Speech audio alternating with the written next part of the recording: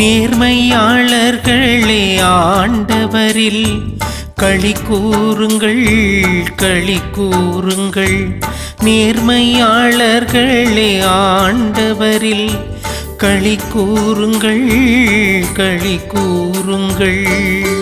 ஆண்டவர் ஆட்சி செய்கின்றார், பூவுலகம் மகிழ்வதாக.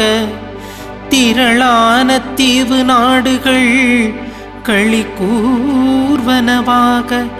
மேகமும் காரிருளும் அவரை சூழ்ந்துள்ளன. நீதியும் நேர்மையும் அவரது அரியணையின் அடித்தளம்.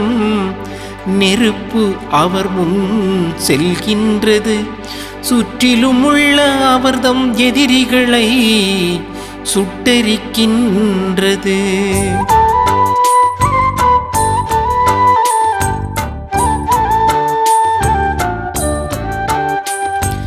நேர்மையாளர்களே ஆண்டவரில் களி கூறுங்கள், களி கூறுங்கள்.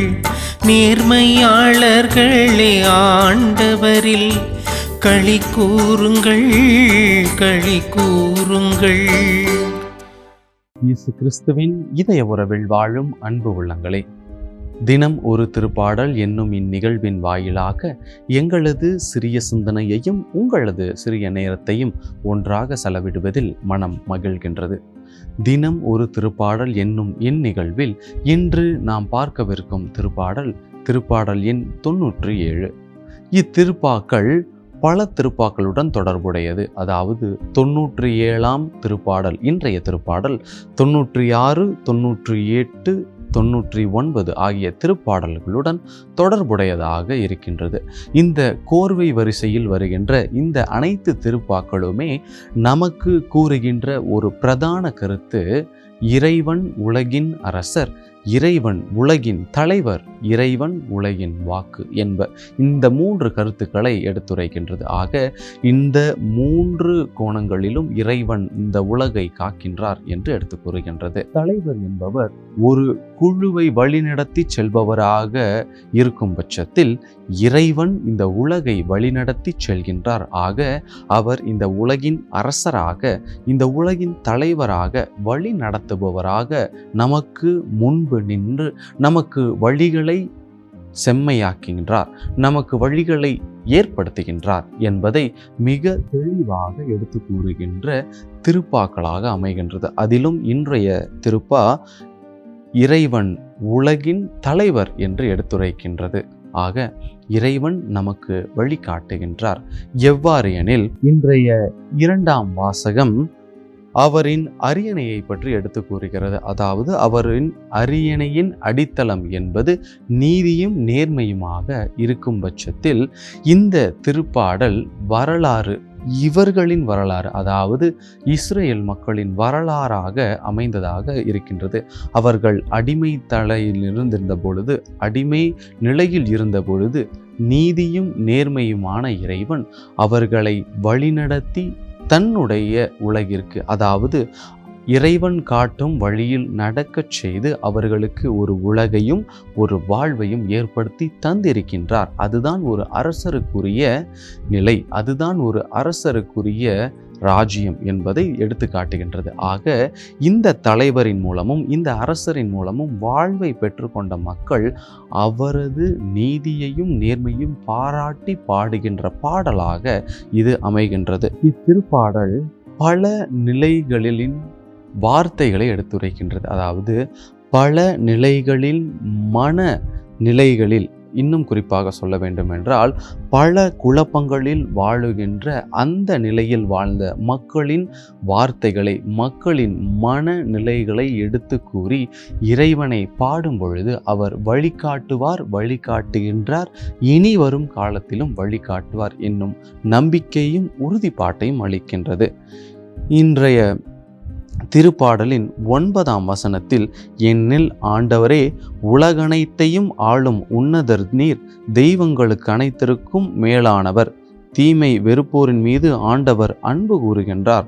அவர் தம் பற்றுமிகு அடியார்களின் உயிரை பாதுகாக்கின்றார். பொல்லாரின் கையினின்று அவர்களை விடுவிக்கின்றார் என்னும் வசனங்களின் வாயிலாக இறைவனது அன்பு பொல்லார் மீதும் உண்டு, இறைவனது அன்பு தீயோர் மீதும் உண்டு. ஆக நாங்கள் இந்த மக்கள், அந்த நாளில் இந்த மக்கள் தீமை செய்திருந்தால் எங்களை மன்னித்து கொள்ளுங்கள், எங்களை தயவு கூர்ந்து எங்களை மன்னித்து உங்கள் அன்பில் எங்களை எந்நாளும் வாழச் செய்யுங்கள் என்று மன்றாடுகின்றார்கள்.